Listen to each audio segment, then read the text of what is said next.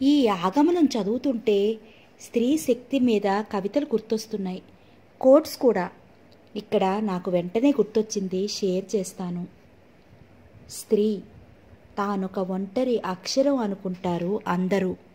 శిరస్సు వంచితే అది సహనం, తను ఆగ్రహిస్తే వదలని గ్రహణం.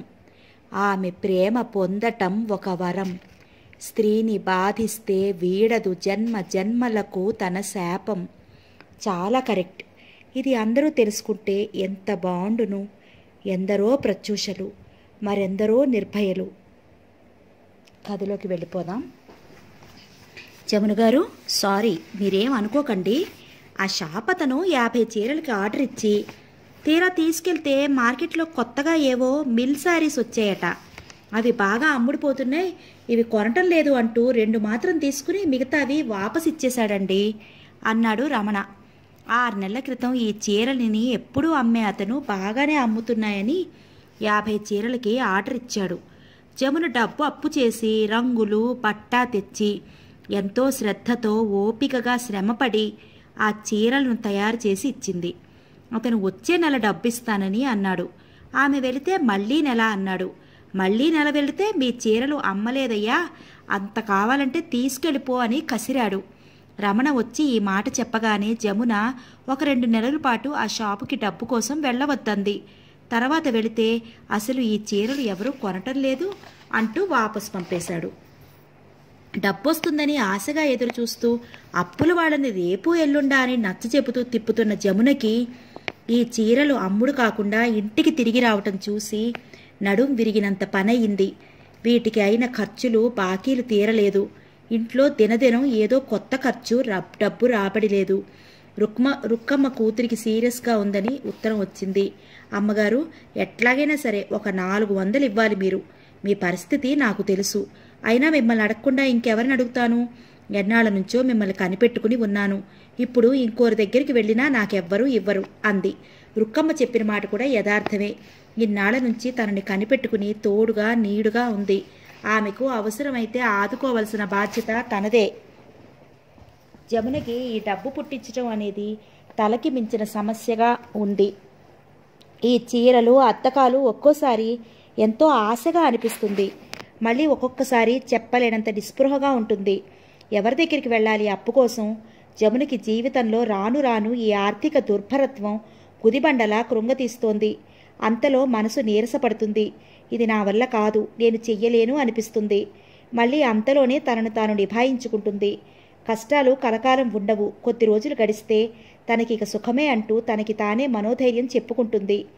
దీపుకి గాయాలు కాస్త నయమయ్యాయి. దెబ్బలు తగిలిన ఆ మర్నాడు దీపుని డాక్టర్ దగ్గర తీసుకెళ్తే నర్సు నిన్నెవరో వచ్చి దీపు కట్లు కట్టించిన వైనం చెప్పింది. ఇంజెక్షన్ కావాలి అంటే అప్పటికప్పుడే అతనే కొనుక్కు వచ్చాట.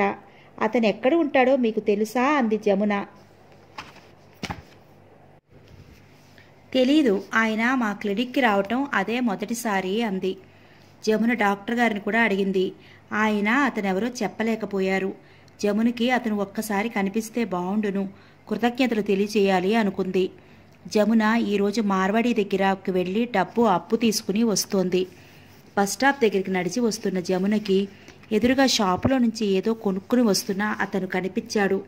జమున అతన్ని గుర్తుపట్టింది. అతను కారు దగ్గరికి వెళ్తున్నాడు. జమున వడివడిగా రోడ్డు క్రాస్ చేయబోతుండగా ఇంతలో బస్సు అడ్డం వచ్చింది. జమున ఆగింది. బస్సు దాని వెనకాల లారీ వెళ్ళిపోగానే జమున రోడ్డు క్రాస్ చేయబోతున్నదల్లా ఆగిపోయింది. ఎదురుగా కారు లేదు, అతను వెళ్ళిపోయాడు. జమున మనసు ఆశాభంగం చెందింది. 4 వారాలు గడిచాయి. జమున దాదాపు అతని ప్రసక్తే మర్చిపోయింది. ఆ రోజు ఆదివారం. ఊర్లో సర్కస్ ప్రదర్శించబడుతోంది. దీపు వెళ్దామని గొడవ చేశాడు.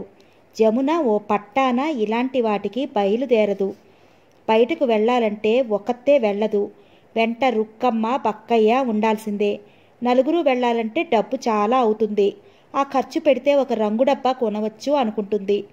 దీపుకు వీలైనంత వరకు తనే కథలు చెబుతూ లైబ్రరీ నుంచి కామిక్ బుక్స్ తెస్తూ కాలక్షేపం చేయిస్తూ ఉంటుంది. ఇంట్లో అందరికీ ఒక పెద్ద కాలక్షేపం బక్కయ్యే. జమున కాస్త కనుమరుగైతే దీపుతో పాటు గంతులు వేస్తూ ఆటలాడుతూ ఉంటాడు. దీపు స్కూల్లో తోటి పిల్లలు చాలామంది సర్కస్ చూశారట. దీపు ఆ ఆదివారం వెళ్లాలని గొడవ చేశాడు. జమున గత్యంతరం లేని దానిలా బయలుదేరింది. ఆదివారమేమో సర్కస్ దగ్గర చాలా జనం ఉన్నారు. టికెట్ల కోసం క్యూలు ఉన్నాయి. పక్కయ్య టికెట్ల కోసం క్యూలో నిలబడ్డాడు. జమున దీపును పట్టుకుని ఒక పక్కగా నిలబడింది. లైట్లు వెలిగాయి. మిలమిలా మెరిసిపోతూ రకరకాల ఆకారాలతో బారులు తీస్తూ పరుగులు తీస్తున్న ఆ లైట్లని, బయట పెట్టిన పోస్టర్లని, అక్కడ నిలబడి ఉన్న ఏనుగులని జనం చిన్నా పెద్ద ఒకే రకంగా అదో లోకంలోకి అడుగుపెట్టినట్లుగా ఆనందంగా చూస్తున్నారు. టెంట్ల బయటనే రకరకాల మిఠాయి దుకాణాలున్నాయి. Cool drinks, popcorn, chocolates, ice creams అమ్మే దుకాణాలు నిండా పిల్లలు ఎగబడి కొంటున్నారు. అక్కడ అడుగు పెట్టగానే పెద్దవాళ్ళు కూడా క్షణం సేపు తమ తమ చిరాకులు, సమస్యలు, ఇబ్బందులు తాత్కాలికంగా మర్చిపోయి ఆనందం పొందుతున్నారు. దీపు తల్లి చేయి పట్టుకుని ఏనుగుని చూస్తున్నాడు. జమున జనాన్ని చూస్తోంది. ఇంతలో 4 యువకులు అక్కడికొచ్చారు. వారిలో ఒక అతన్ని చూస్తూనే జమున నిటారుగా అయింది. చప్పున దీపు భుజం చుట్టూ చేయి వేస్తూ, దీపు అడుగో అతనేరా అంది. ఎవరు మమ్మీ అడిగాడు దీపు. ఆ లైట్ బ్లూ చెక్ షర్ట్ వేసుకోలేదు అతనే. ఎవరు మమ్మీ ఆసక్తిగా అడిగాడు. వాళ్ళు కూల్ డ్రింక్ షాప్ దగ్గర డ్రింక్స్ తాగుతున్నారు. జమున కొడుకును తొందర చేసింది. దీపు వెళ్ళరా, త్వరగా వెళ్ళు, ఆయనకి థ్యాంక్ యూ సార్ అని చెప్పు. ఎందుకు? దీపు మారం చేశాడు. నీకు దెబ్బలు తగిలితే మందు ఇప్పించలేదు అతనే. దీపుకి అర్థమైంది. దెబ్బలు తగిలిన మర్నాడు తల్లి వాడికి ఎవరో ఒక అతను తన్ను రక్షించాడని, అతను కనిపిస్తే దండం పెట్టి థ్యాంక్ యూ అనాలని చెప్పింది. వాళ్ళలో ఎవరు మమ్మీ అడిగాడు. అదిగో ఆ కూల్ డ్రింక్ అతనికి పర్స్ తెరిచి డబ్బిస్తున్నాడే అతను. చప్పును వెళ్ళి చెప్పిరా అంది. దీపు అడ్డంగా ఉన్న జనాన్ని తోసుకుంటూ పరిగెత్తాడు. తీసుకుంటున్న అతను ఎవరో వచ్చి హఠాత్తుగా చెయ్యి పట్టుకోవడంతో ఉలిక్కిపడి తిరిగి చూశాడు. ఎదురుగా 7-8 ఏళ్ల అబ్బాయి నిలబడి ఉన్నాడు. దీపు వెంటనే థ్యాంక్ యూ సార్ అన్నాడు. అతని కనుబొమ్మలు ముడిపడ్డాయి. చిరాగ్గా చూస్తూ ఎవరు నువ్వు అన్నాడు. మరే అప్పుడు నాకు దెబ్బలు తగిలితే మీరు డాక్టర్ దగ్గరికి తీసుకెళ్లారంట. మీరు సాయం చేయకపోతే నేను చచ్చిపోయేవాడినంట. మా మమ్మీ చెప్పింది. ముద్దులు మూటకట్టే ముఖంతో ఉన్న ఆ కుర్రాడు ముచ్చటగా చెప్తున్న ఆ మాటలు వింటుంటే క్రమంగా అతని కళ్ళల్లోకి గుర్తింపు వచ్చింది. నువ్వా అన్నాడు బుగ్గగిల్లుతూ. నీ పేరేంటి అని అడిగాడు. Deepu. What a good name. అతను చాక్లెట్ బార్ ఒకటి కొని దీపు చేతికిచ్చి భుజం తట్టాడు. జమున అప్పటికే అక్కడికి వచ్చింది. అదిగో మా మమ్మీ. దీపు చూపించాడు. అతను తిరిగి చూశాడు. జమున అతనికి చేతులు జోడిస్తూ, ఆ రోజు మీరు నిజంగా దీపుని బ్రతికించారు. మీకు నా కృతజ్ఞతలు. ఆ రోజు మీరు త్వరగా వెళ్ళిపోయారు. కనీసం నేను మీకు కృతజ్ఞతగా ఒక్క మాట అయినా చెప్పలేదు నొచ్చుకుంటున్నట్లుగా అంది. అతని చూపులు క్రిందకి వాలాయి. జమున మాట్లాడుతుంటే అతను శాంతం తలెత్తి జమున వైపు చూడలేదు. That's all right. పిల్లల్ని అలా ఎప్పుడూ ఒంటరిగా వదలకూడదు మొహమాటంగా అనేసి గిరుక్కున వెనక్కి తిరిగి స్నేహితుల దగ్గరికి వెళ్ళిపోయాడు. వాళ్ళు పై క్లాస్కి వెళ్ళిపోయారు. పక్కయ్య 2nd క్లాస్ టికెట్స్ తెచ్చాడు. జమున కొడుకు భుజం చుట్టూ చెయ్యి వేసి కూర్చుని సర్కస్ చూస్తుంటే మనసుకి చాలా సంతృప్తిగా అనిపించింది. ఆ అపరిచిత వ్యక్తికి తన కృతజ్ఞతలు తెలియజేసింది. జమునకి ఆ యాక్సిడెంట్ గుర్తుకు వచ్చినప్పుడల్లా అనుకోకుండా దీపు చుట్టూ చెయ్యి వేసి గుండెలకి హత్తుకుంటుంది. దీపుని రక్షించిన అతన్ని గుర్తు చేసుకుని అతన్ని చల్లగా చూడు అని దేవుడిని ప్రార్థిస్తుంది. జమున మాధవికి ఈ విషయం ఉత్తరంలో రాసింది. వారం రోజులు గడిచాయి. ఆ రోజు మధ్యాహ్నం నుంచి ఆకాశం దట్టంగా మబ్బులు పట్టి కుండపోతుగా వర్షం కురుస్తోంది. పక్కయ్య బజార్ నుంచి వస్తూ దీపుని స్కూలుకు వెళ్ళి తీసుకువస్తానని అన్నాడు. వెంట గొడుగైనా తీసుకెళ్లలేదు. పక్కయ్య ఒట్టి తిక్క మనిషి. బస్సులు దొరక్కపోతే ఒక్కోసారి దీపుని భుజం మీద ఎక్కించుకుని తీసుకొచ్చేస్తాడు. ఒకసారి ఇట్లాగే వానలో ఇద్దరు తడుస్తూ వచ్చారు. వారం రోజుల పాటు ఇద్దరికీ జలుబు పట్టుకుని వదలక నానా అవస్థ పడ్డారు. జమున బక్కయ్యకి ఎంతగానో ఓపిగ్గా ఏ పనులు చేయకూడదో పాఠం నేర్పినట్లు చెప్తుంది. కానీ ఏం లాభం? వాడికి ఉత్సాహం వచ్చేసిందంటే జమున చెప్పిన పాఠాలు ఏమీ గుర్తుండవు. ఆ నిమిషంలో వాడికి సరదా పుట్టినవి చేసేసి జమున చివాట్లు పెడుతుంటే పిల్లిలా ఒక మూలపోయి కూర్చుంటాడు. ఈరోజు కూడా జమునకి భయంగానే ఉంది. గొడుగు లేదు. ఇద్దరూ తడిసి వచ్చినా ఆశ్చర్యం లేదు. చూస్తుండగానే చిరుకులు పడి వాన పెద్దదయ్యి ఉధృతంగా మారింది. లేకపోతే కనీసం రొక్కమ్మనైనా గొడుగు ఇచ్చి పంపేది. వెధవవాన. ఇల్లంతా మట్టి. రంగు డబ్బాలు తడిసిపోకుండా లోపల తెచ్చిపెడుతున్న రుక్కమ్మ వాసనని తిట్టుకోసాగింది. జమున పనిచేస్తోందే తప్ప కళ్ళు మాటిమాటికి వీధి వైపే చూస్తున్నాయి. ఇవిగోనమ్మా అంటూ పక్క వరండా కారుతోంది.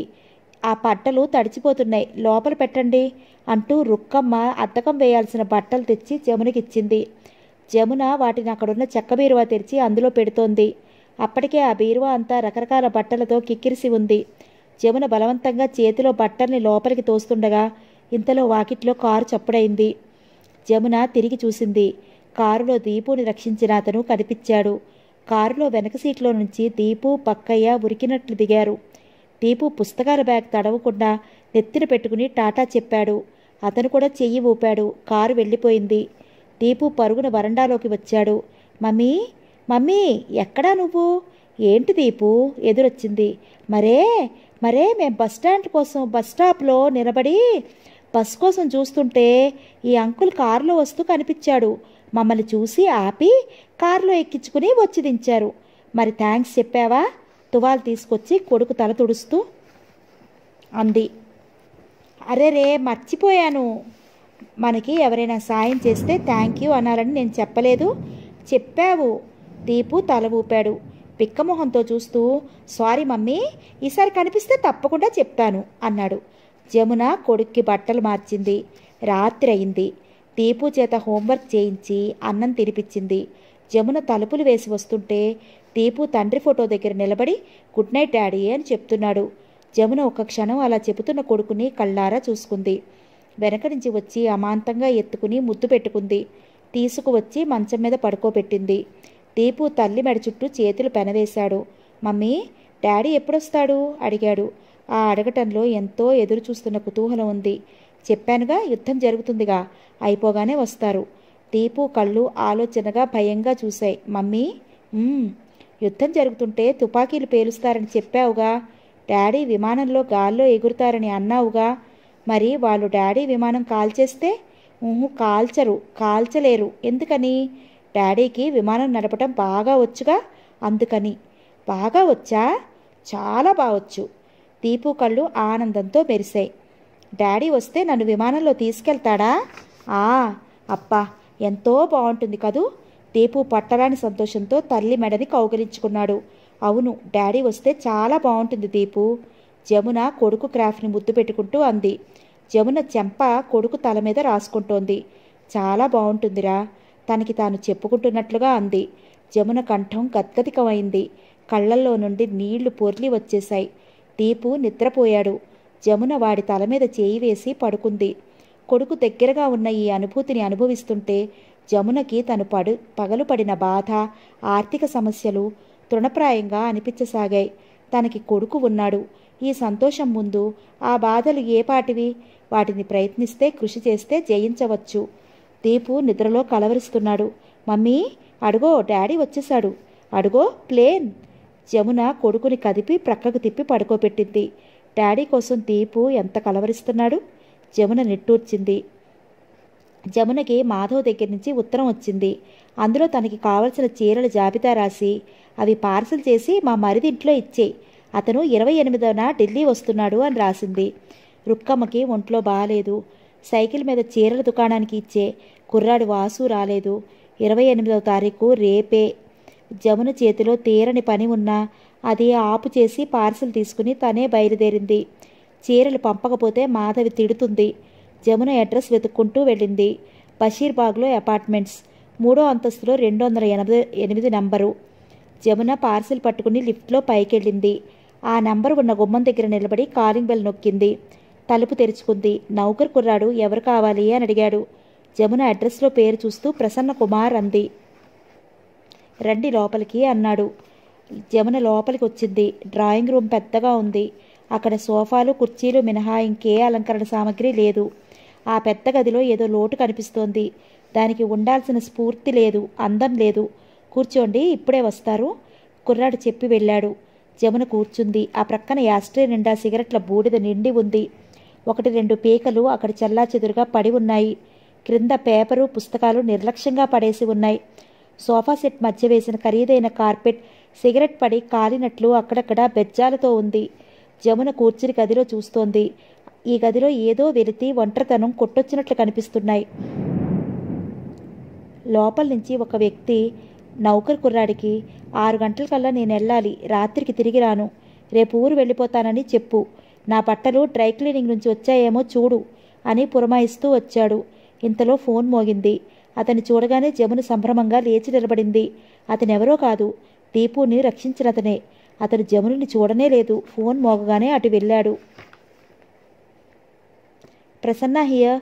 అవును. వీలు కాదు. అరే బాబా, నేను చెప్తే అతను వినడు, నా వల్ల కాదు. Okay, you go to hell. ఫోన్లో మాట్లాడుతున్న అతను మధ్యలో ఇటు తిరిగి చూశాడు.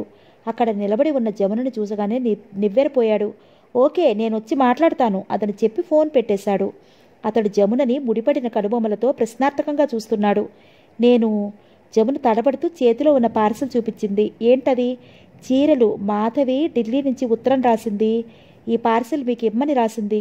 అతనికి విషయం కాస్త అర్థమైంది. కాస్త ఆగి గుర్తు చేసుకుంటున్నట్లుగా అడిగాడు. మీ పేరు జమున? అవును. మీరు? అతను సంశయంగా అడిగాడు. నేను దీపు తల్లిని. మా దీపు. నాకు గుర్తొచ్చింది, కూర్చోండి. సోఫా చూపించాడు. జమున కూర్చుంది. కాఫీ తాగుతారా? మర్యాదగా అడిగాడు. ఆహా, వద్దు, నేను వెళ్తాను. జమున లేచింది. దీపు ఎలా ఉన్నాడు?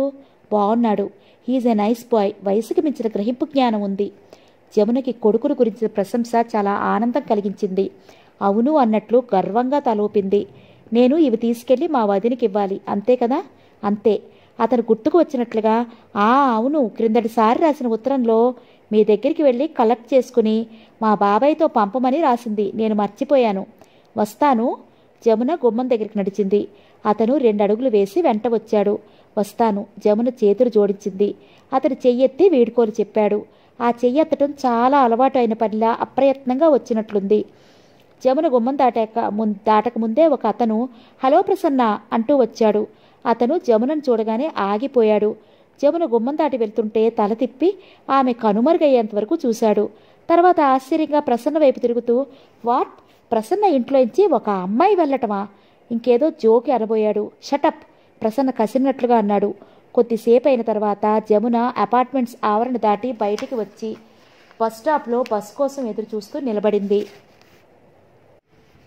ఇంతలో ప్రసన్న కారు ఆవరణలోంచి రయ్యిన అటువైపు వచ్చి దూసుకు వెళ్ళింది. అదిగో అక్కడ నీ లేడీ ఫ్రెండ్ నిలబడింది. ఆ పాపు, కారు ఆపు, ఆవిడని ఎక్కించుకుని వెళ్దాం, ఫ్రెండ్ అరిచాడు.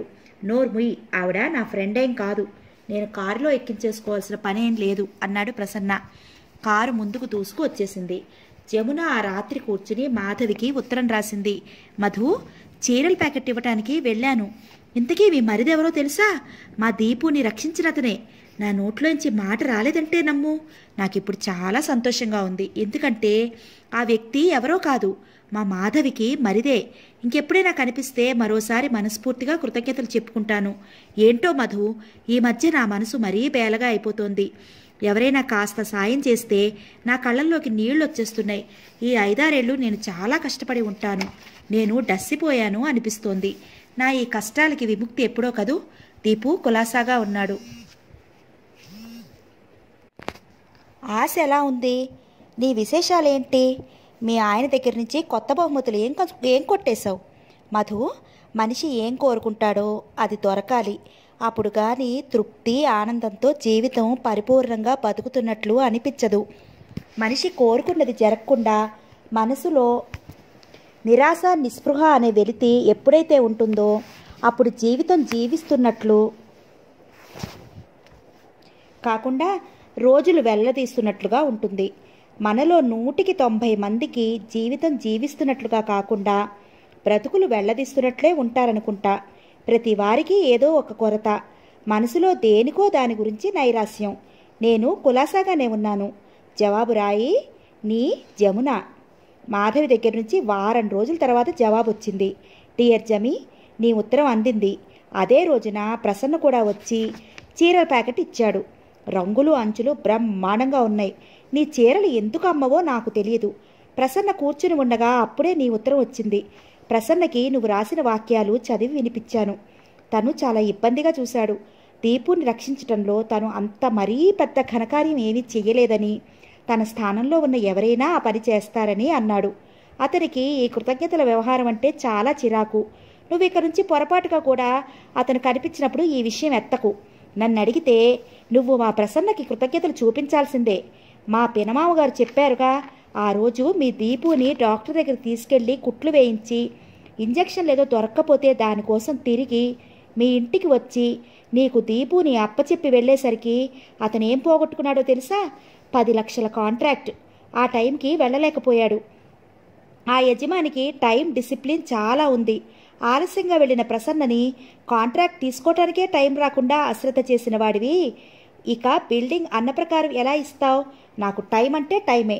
టైం డిసిప్లిన్ లేని వాళ్ళ నీడ కూడా సహించను అని చెడామడా అనేశాడంట. ప్రసన్న చెప్పబోయేది అసలు విన్నే లేదంట. ఇంకోరు అయితే నేను కూడా ప్రసన్నని చివాట్లు వేసి ఉండేదాన్ని.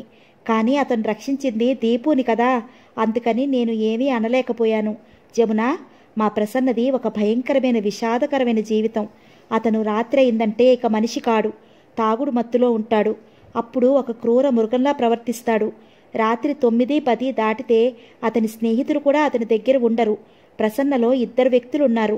పగలు ఎంత బుద్ధిమంతుడో, మొహమాటస్తుడో, రాత్రివేళ అంత కర్కోటకుడు. ముసలి మనలాంటి వాళ్ళకి రాత్రి బవళ్ళు ఒకే రకంగా ఉంటాయి. కానీ ప్రసన్నకి పగలు వేరు, రాత్రి వేరు. అదొక కర్మ. అతని దురదృష్టం పగవాళ్ళకి కూడా వద్దు. దీపుకి నా ముద్దులు. ఆశ కులాస. ఇట్లు నీ మాధవి. జమున ఆ ఉత్తరం చదివి ఆలోచనగా కూర్చుండిపోయింది. దీపు మూలంగా ప్రసన్నకి ఆ కాంట్రాక్ట్ పోయినందుకు బాధ కలిగింది. ఉత్తరంలో మాధవి అతని గురించి రాసిన విషయాలు గుర్తుకు వచ్చాయి. ప్రసన్న అంటే జాలేసింది.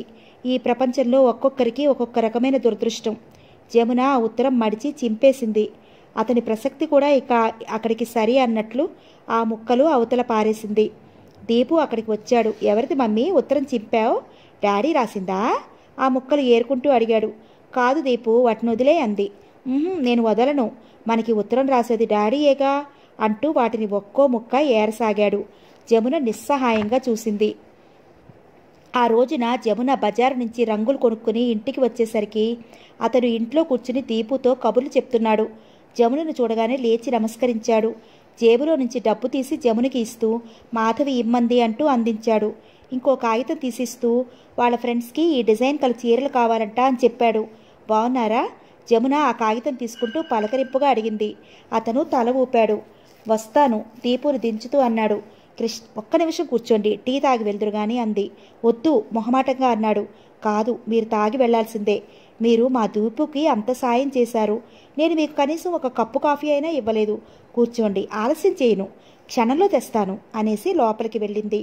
ప్రసన్న తప్పనిసరిగా కూర్చున్నాడు. జమున లోపల వంటగదిలో కాఫీ కలుపుతోంది. దీపు తండ్రి ఫోటో చూపిస్తూ యుద్ధంలో తండ్రి విమానంలో చేసే సాహస కృత్యాల గురించి చెప్తున్నాడు. అతను కొడుతూ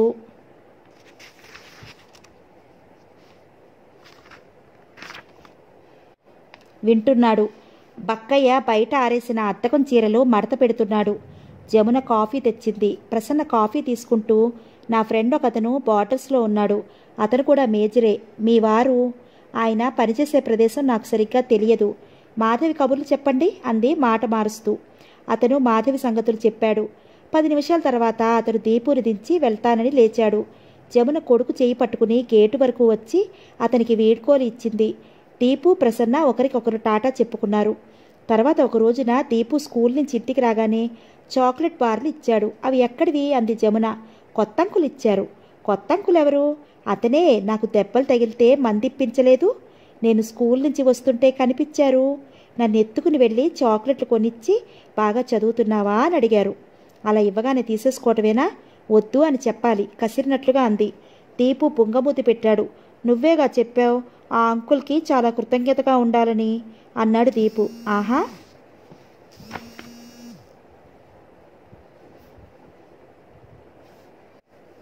ఆహా చాక్లెట్లు తిని కృతజ్ఞత చూపించావన్నమాట అంటుండగానే కొడుకు బొంగమూతి చూసి జమునికి నవ్వొచ్చేసింది. దగ్గరికి లాక్కుని ముద్దు పెట్టుకుంది. తర్వాత పాఠం నేర్పుతున్నట్లుగా, కృతజ్ఞత అంటే మనం వాళ్ళకి ఏమైనా ఇవ్వాలి, అంతేగాని మనం తీసుకోకూడదు. ఈసారి అలా ఇస్తే థ్యాంక్ యూ సార్, వద్దు అనాలి, తెలిసిందా అంది. దీపు తెలిసింది అన్నట్లు తల ఊపాడు. జమున చీరల షాపుకి వెళ్ళింది. అతను రేపు వస్తే ఆర్డర్ ఇస్తానని చెప్పాడు. జమున ఎంత ఆశతో వెళ్ళిందో అంత నిరాశతో రాసాగింది. ఒక్కొక్కసారి భరించలేని ఈ ఆర్థిక ఇబ్బందులు చూస్తుంటే తను ఈ చీరల ప్రింటింగ్ పని కాకుండా ఇంకేదైనా ఉద్యోగం చేస్తే పోయేదేమో అనిపిస్తుంది. అప్పట్లో బ్యాంక్ లోన్ ఇస్తారంటే స్వయం శక్తితో నిలబడటానికి ఇదే మంచి అవకాశం అనిపించింది. ఇంట్లో పనులు బయట పనులు అన్నీ జమునే చేసుకోవాలి. ఎవరి సాయమూ లేదు. ఒక్కొక్కసారి ఇద్దరు వ్యక్తుల పని తనే చేయడంతో చాలా అలసిపోయినట్లుగా అనిపిస్తుంది. ఈ ప్రింటింగ్ పని శ్రద్ధగా చేయటానికి శారీరకంగా ఎంతో కష్టపడాల్సి వస్తుంది. దానికేం పర్వాలేదు, ఒంట్లో శక్తి ఉంది. అలసట అనేదాన్ని దరికి రానీయకుండా ఉంటే, దానివల్ల నాకు కష్టానికి తగిన ప్రతిఫలం ముట్టుతోందా అని బేరేజ్ వేసుకోకుండా ఉంటే బాగానే ఉంటుంది. కానీ మానసికమైన కష్టం అంటే కుటుంబం బరువు బాధ్యతలు జమున ఒక్కోసారి నిరాశ నిస్పృహకి లోను చేస్తాయి. తన మీద దీపు, రుక్కమ్మ, బక్కయ్య ఆధారపడి ఉన్నారు. వాళ్ళ ముఖాల్లో ఆకలి నకనకలాడుతుంటే చూడలేదు తను. ఈ చీరల అమ్మకం ఏడాది నుంచి మరీ పడిపోయింది. ఏ ప్రైవేట్లన్నా చెప్దామంటే దానికి దీనికి లంకె కుదరదు. ఇంటికి తన టైం ప్రకారం ఎవ్వరూ రారు. ఒకరింటికి వెళ్లే ప్రసక్తి లేదు. ఆ అనుభవాలన్నీ అయ్యే ఈ స్వయం ప్రతిపత్తి వైపు వచ్చింది. ఎంత మనోనిబ్బరం ఉన్నా, ఎంత ప్రవర్తన విషయంలో ఖచ్చితంగా ఉన్నా, ఈ ప్రపంచంలో స్త్రీ ఒంటరిగా బ్రతకటం అంటే పాము తేళ్లలాంటి విషకీటకాల మధ్య మనిషి మనుగడ సాధించినట్లే. జమున మనసు నిండా అనంతమైన ఆశ. కొద్ది రోజులు ఈ కష్టాల కడలిని ఈదితే అవతలి ఒడ్డున ఉన్న ఆ సుఖశాంతులనే రమ్యాన్ని చేరుకోవచ్చు. అది దగదగలాడుతూ సుస్పష్టంగా కనిపిస్తోంది. కాబట్టే జమునకి ఈ గుండె ధైర్యం, భవిష్యత్ పట్ల అంచెలంచెలమైన విశ్వాసం. ఈ ధైర్యమే, ఈ విశ్వాసమే జమునకి ఉచ్ఛ్వాస నిశ్వాసాలు. జమున గారు, ఎవరో కేక పెట్టారు. పరధ్యాసగా నడిచి వస్తున్న జమున ఉలిక్కిపడి చూసింది. ఎదురుగా రవి పరిగెత్తుకొస్తున్నాడు. అతని వెంట ఫ్రెండ్స్ ఉన్నారు. రవి చేతిలో బాట్ని గిరిగిరా తిప్పుతూ, మీకు చాలా చాలా థ్యాంక్స్ అండి. నిన్న సాయంత్రం వస్తే మీరు లేరు. మీరు మాకు సాయం చేసేశారు. అతను చెప్పేదేంటో జమునికి అర్థమైంది. ఒక్కళ్ళైనా అడ్వర్టైజ్మెంట్ ఇచ్చారా? నవ్వుతూ అంది. ముగ్గురిచ్చారండి. ఒక అతను రమ్య సోప్ వర్క్స్ హరిబాబు, ఇంకో ఆయన చందేరి శారీస్ శాంతిలాల్, ఇంకో ఆయన ప్రసన్న కుమార్. మిగతా వాళ్ళు మళ్ళీ రమ్మన్నారు. గోవిందరావు, భుజన్ సింగ్ మా బడ్జెట్ అయింది ఇవ్వమన్నారు. పోనీలే 3 దొరికాయి కదా. చందేరి శారీస్ శాంతిలాల్కి మీరంటే చాలా అభిమానం. మీ పేరు చెప్పగానే మమ్మల్ని కూర్చోపెట్టి కూల్ డ్రింక్స్ ఇచ్చి మర్యాద చేశాడు. రమ్య సోప్ వర్క్స్ హరిబాబు కూడా అంతే. ఎప్పుడైనా ఇటు వచ్చినప్పుడు మిమ్మల్ని తప్పక కలుస్తానని చెప్పమన్నారు. ఆ ప్రసన్న కుమార్ మాత్రం అసలు ఏం మాట్లాడలేదు. మీరు పంపారని చెప్పగానే మా అడ్వర్టైజ్మెంట్ రేట్ అడిగి వాళ్ళ స్కూటర్స్ ఏజెన్సీ తరఫున ఇచ్చేశాడు. మీరు ఎప్పుడు ఖాళీగా ఉంటారండి? వాళ్ళు ఎప్పుడూ అడిగే ప్రశ్నే ఇది. ఎందుకు? జమున నవ్వుతూ అడిగింది. మా ఆర్టికల్స్ తెచ్చిస్తాం. మ్యాగజైన్ క్రితం సార్లాగా మీరే సెట్ చేసి పెట్టాలి. అలాగే, మధ్యాహ్నం వేళ ఎప్పుడైనా ఖాళీయే, రండి. వస్తాం. Thank you. రవి ఉత్సాహంగా అనేసి వెళ్ళిపోయాడు. మిగతా వాళ్ళు కూడా జమునికి నమస్కారం చెప్పి వెళ్ళిపోయారు. జమున నవ్వుకుంటూ మళ్ళీ నడక సాగించింది. వాళ్ళకి ఎంత ఉత్సాహం! ఏదేదో చేసేయాలనే తపన. ఆ వయసే అలాంటిది. తను చదువుకునే రోజుల్లో తాను ఇలాంటి వాటి పట్ల ఎంత ఆసక్తి కనపరిచేది. జమున నిట్టూర్చింది. ఆ రోజులే వేరు. ఆ వ్యక్తి తనేనా అనిపిస్తోంది. కొద్ది సంవత్సరాలలో ఎంత అనుభవం! ఇప్పటికీ జీవితంలో ఇంత పెద్ద దెబ్బతిన్నప్పటికీ తనలో ఏ మూలనో ఉన్న ఉత్సాహం ఇంకా చావలేదు. అందుకే రవి వాళ్ళు వాళ్ళ అసోసియేషన్కి ఏదన్నా అడిగినా కాదనకుండా చేస్తుంది. ఆ చెయ్యటంలో తనకి ఒక విధమైన తృప్తి. దానివల్ల నాకేం లాభం అని అనుకోదు. జమున ఇంటికి వచ్చేసరికి రుక్కమ్మ వాకిట్లోనే పరిగెత్తుకొచ్చింది. రహస్యంగా గొంతు పెట్టి, అమ్మా, ఇంటాయన వచ్చాడు. మీరిప్పుడు రారని చెప్పాను. లోపలికి రాకండి. కాసేపు ఎటైనా తిరిగి రాకూడదు? ఛా, ఏం మాట్లాడుతున్నావు రుక్కమ్మ? జమున కసిరినట్లు రుక్కమ్మని అని చేత్తో పక్కకి నెట్టి లోపలికి వచ్చింది.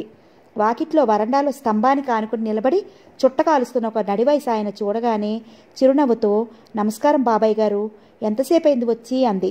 ఆయన జమునను చూడగానే చేతిలో చుట్ట అవతలి గిరాటు కొట్టి ధుమధుమలాడుతున్న మొహంతో, ఇదిగో అమ్మాయి, నీ పలకరింపులు నమస్కారాలు నాకు అవసరం లేదు. నేను అద్దె కోసం వచ్చాను. ఈ క్షణంలో నా డబ్బు నాకు ఇస్తావా? ఇల్లు ఖాళీ చేస్తావా? మీరు కూర్చోండి, అలా నిలబడ్డారేంటి? రుక్కమ్మ, కుర్చీ పట్టుకురా అంది జమున. ఆయన రుక్కమ్మను చూసి కళ్ళెర చూస్తూ, ఆ పుండాకారు ఏమన్నదో తెలుసా అని రుక్కమ్మ గొంతును అనుకరిస్తూ, మా అమ్మగారు ఇప్పుడు రారండి, రాత్రి ఎప్పుడో వస్తారండి, మీరు కూర్చున్నా లాభం లేదండి అంది. దాని సంగతి నాకు తెలీదు. ఎప్పటికైనా రాని, ఈరోజు ఈ విషయం తేల్చుకునే వెళ్దామని కూర్చున్నాను. రుక్కమ్మ కుర్చీ తెచ్చింది. జమున వేసింది. ఒక్క క్షణం కూర్చోండి అంది. ఆయన చేతులు నుదుటిన జోడించి దండం పెట్టాడు. నీ మర్యాదలకి ఒక దండం తల్లి. నాకేవీ అవసరం లేదు. నాకు అద్దె కావాలి. ఇస్తాను బాబాయ్ గారు. ఇదిగో, నన్ను ఆ చుట్టరకంతో పిలవద్దు. బాబాయ్ గారు, పిన్ని గారు అంటూ మాకు మంత్రం వేసి 6 నెలలు అద్దె ఇవ్వకుండా దాటేశావు. అలా అనకండి. ఏమనమంటావమ్మా? అద్దె ఇవ్వకపోయినా పర్వాలేదు. ఇలాగేనా ఉండేది? అక్కడ మా ఇంట్లో మేం డబ్బుకి గడ్డి కరుస్తూ ఉంటాం అనమంటావా? అవును అననండి. డబ్బు బాధ ఏమిటో నాకు బాగా తెలుసు. తెలిస్తే ఇన్ని నెలలు ఆలస్యం చేస్తావా అంట. పోనీలే, ఆడకూతురివి ఏదో ఇబ్బందుల్లో ఉన్నామని దయతలిచి ఇల్లు ఇస్తే ఇక నా ఇంట్లో కాపురం పెట్టేట్టున్నావు. ఇప్పుడు ఈ క్షణంలో నా డబ్బు పారేయమ్మా, లేదా ఇల్లైనా ఖాళీ చేయి. నాకు ఒక్క వారం రోజులు టైం ఇవ్వండి. మీరు అడిగినట్లే చేస్తాను. ఏంటి, ఇల్లు ఖాళీ చేస్తావా? డబ్బు ఇవ్వకపోతే అంతే చేస్తాను. మరి నా అత్తే ఇక గంగలో పోసినట్టేనా? ఇదిగో అమ్మాయి, నువ్వెక్కడున్నా సరే నేను వచ్చి వసూలు చేసుకుంటాను తప్ప వదలను. అసలు నీకెవ్వరూ ఇల్లు ఇవ్వకుండా ప్రచారం చేస్తాను, తెలిసిందా? డబ్బు లేదట, డబ్బు లేదు. పెద్ద మొగుడు మిలిటరీలో ఉద్యోగం అంటావుగా, డబ్బు పంపడా? చేతులు తిప్పుతూ అన్నాడు. అసలు మొగుడంటూ ఒకడున్నాడా అని. బాబాయ్ గారు! అరక్షణంలో మరుక్షణంలో జమున ముఖం ఆవేశంతో కందింది. మాటలు మీరకండి. మీరు వచ్చిన పనేంటో మాట్లాడండి. మాట్లాడతాను. నాకు 6 నెలల అద్దె రావాలి. ఇటు పడై. డబ్బు లేదు బాబాయ్ గారు అంటావు. డబ్బు లేకపోతే ఈ చీరలన్నీ ఎలా ప్రింట్ చేస్తున్నావు? కొడుకుని ఎలా చదివిస్తున్నావు? 2 నౌకర్ని ఎలా భరిస్తున్నావు? అంతా నటన. ఆ మహానటి సావిత్రి కూడా నీ ముందు ఎందుకు పనికిరాదు. భర్త ఉన్నాడంటూ లోకాన్ని మోసం చేసే నువ్వు నీ దగ్గర డబ్బుండి లేనట్లు నాటకం ఆడటం లేదని నమ్మకం ఏంటి? ఆయన ఒక్కొక్క మాట ఒక్కొక్క శూలంలా తగులుతుంటే జమున ఆ బాధని పళ్ళ బిగువున దబాయించుకుంది. తెచ్చిపెట్టుకున్న చిరునవ్వుతో, నా జీవితం నా ఇష్టం. దీనివల్ల ఎవరికీ నష్టం లేదు. మీకు రావాల్సింది మీ అత్తే, అంతేగా అంది. అంతే. నేను రేపు సాయంత్రం వస్తాను. నా డబ్బు నా చేతిలో పడేసావా సరే, లేకపోతే ఇల్లు ఖాళీ చేసేయాలి. మనుష్యుల్ని తీసుకుని మరీ వస్తాను, జాగ్రత్త. ఇక నేను జాలి పడను. అవతల 4 నెలల అత్తే అడ్వాన్స్గా ఇవ్వడానికి సిద్ధంగా ఉన్నారు. ఆయన రంకెలు చేస్తూ వెళ్ళిపోయాడు. జమున అక్కడ వరండాలో నిస్సహాయంగా నిలబడింది. రుక్కమ్మ ఆదుర్దాగా చూస్తూ, ఇప్పుడు ఎలాగమ్మా? ఆయన మిమ్మల్ని నిజంగానే ఇల్లు ఖాళీ చేయమంటున్నాడు. రేపు సాయంత్రంలోగా మనకి అంత డబ్బు ఎలా వస్తుంది?